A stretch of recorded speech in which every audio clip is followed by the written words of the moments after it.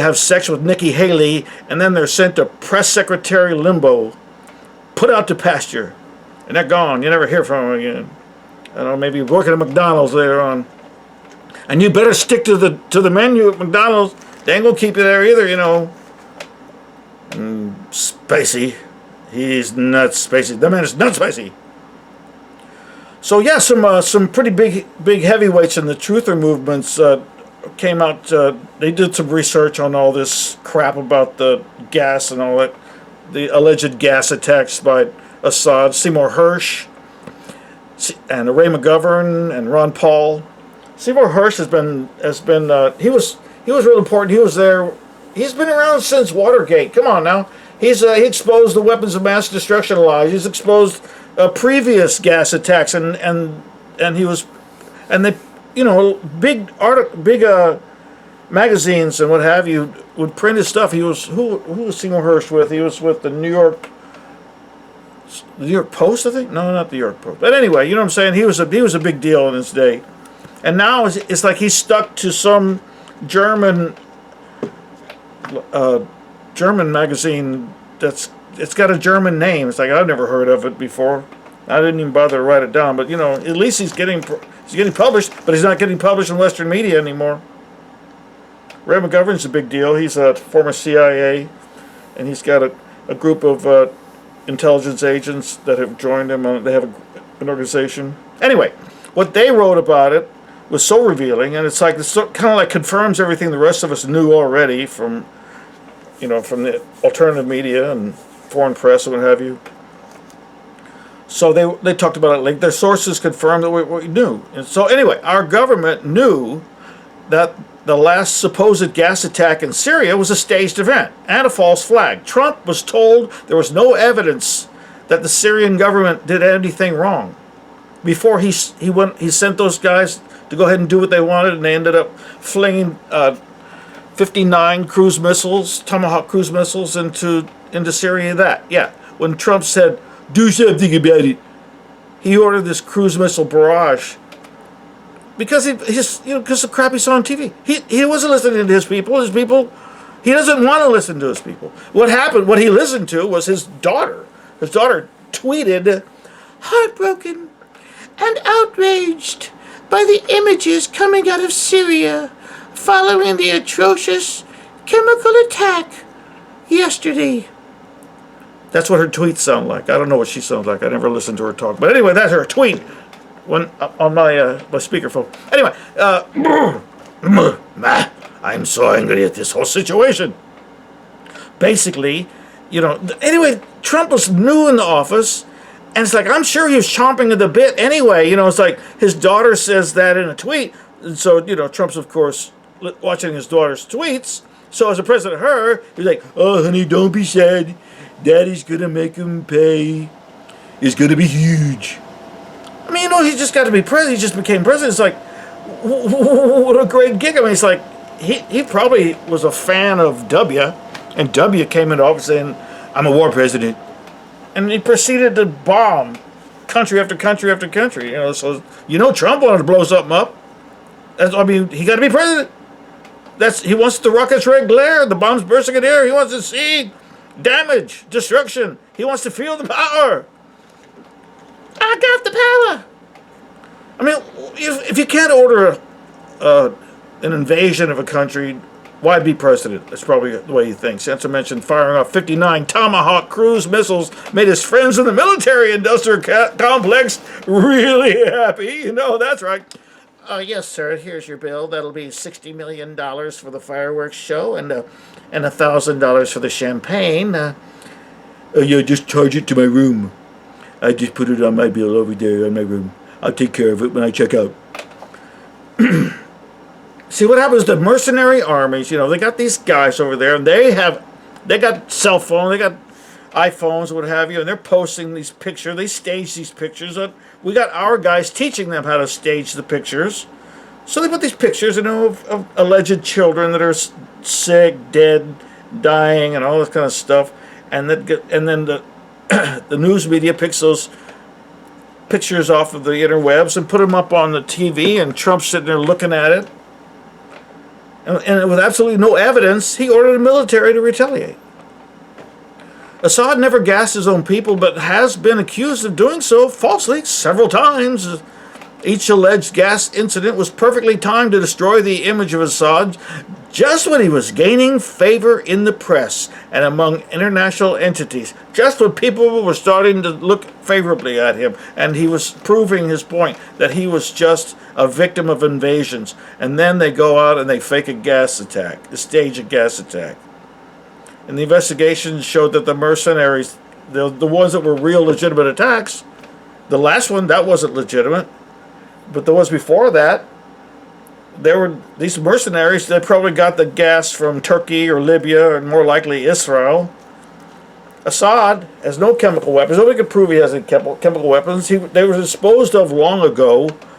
And, all these, all the investigators, the legitimate investigators into this, all along, for the last few years, have been repeating this. That he hasn't got any gas, and he hasn't gas his own people, and our media tells us that we do, and there's nothing funny about that. But I'm beating that dead horse because it's been in the news and it's visibly miffing me.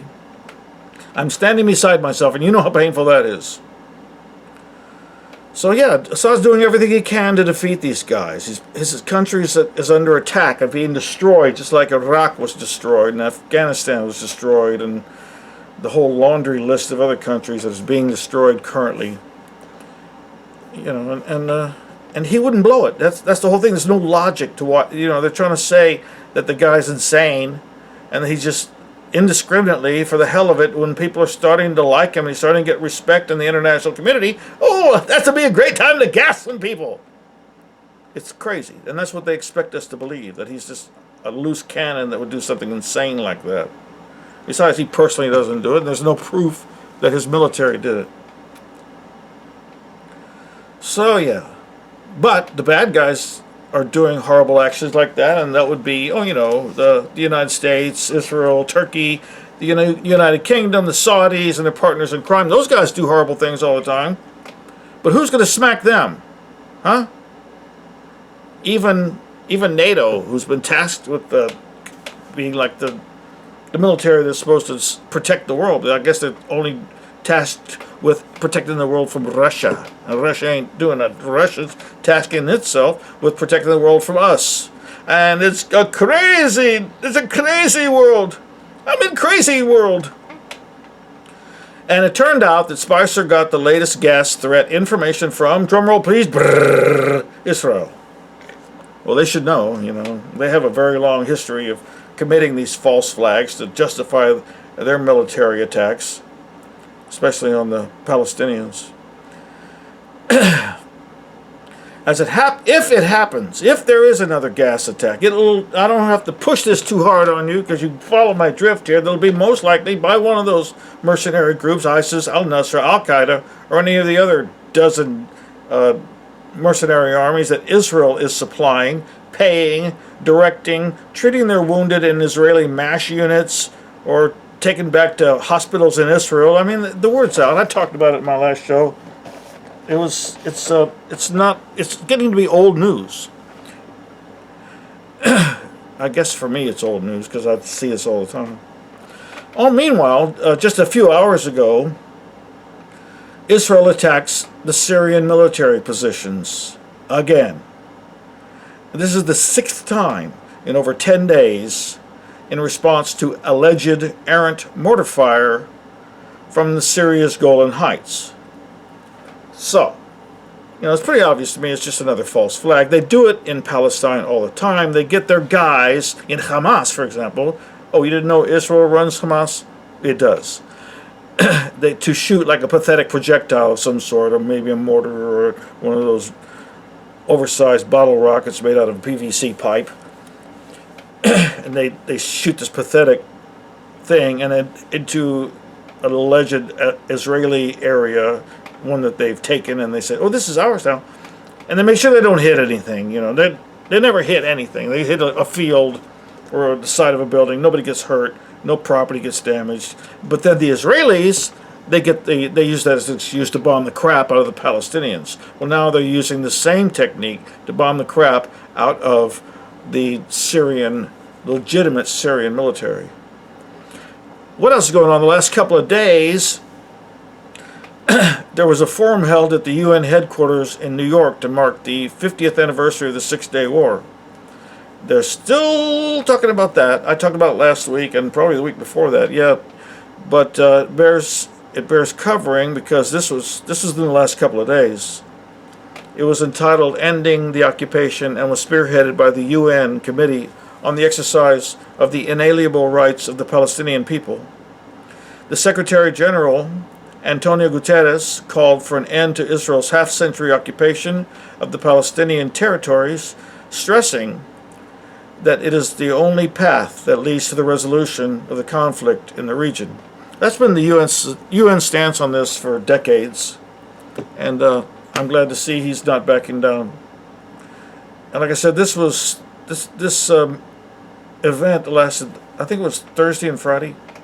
So anyway, he made this plea, and Amina Mohammed, his deputy, read it to the group, and it stated the Israeli occupation had imposed a heavy humanitarian burden on the Palestinian people, as generations of Palestinians have grown up in crowded refugee camps, many in abject poverty, and with little or no prospect of a better life for their children. Guterres also underlined the need for establishing an independent Palestinian state and noted that ending the occupation is the only way to achieve the inalienable rights of the Palestinian people. It is time to return to direct negotiations between the two sides and settle issues on the basis of relevant UN resolutions, agreements, and international law. Resolving the Israeli-Palestinian conflict would remove a driver of violence in the Middle East and open the doors to cooperation, security, prosperity, and human rights for all. And maybe, just maybe, peace will overflow their borders into the areas that are currently being attacked by the Israelis. I interjected that. So anyway, after reading Guterres' statement, Amina added for herself, "I understand the deep sense of despair of the Palestinian people. For far too long, the international community has failed to find a just and lasting solution to their displacement. Some think that the situation can be managed. They're all wrong. It must be resolved." Very heartfelt, Amina. And I'm going to bore you with just one other person who spoke. The Secretary General of the Palestinian Liberation Organization, Saeb Erekat, also addressed the event and accused Israeli Prime Minister Benjamin Netanyahu of promoting apartheid. He said, "Netanyahu wants to continue occupation and has no interest in achieving peace. He says, 'I will demolish your home. I will build more settlements. I will humiliate you. But you have to wake up in the morning and pray to God and thank Him that you are under our occupation.'" Well, you know, Netanyahu wasn't at the event. He was invited, of course.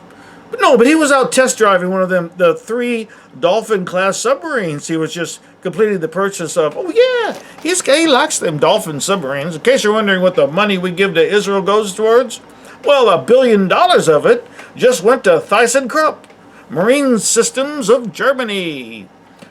And Germany also kicked in $500 million for the purchase for submarines for Israel as well. I guess they're still coughing up reparations for World War II.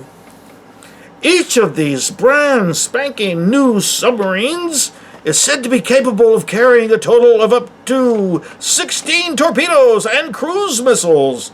The missiles have a range of at least 932 miles and are believed to be capable of delivering a 200-kiloton nuclear warhead.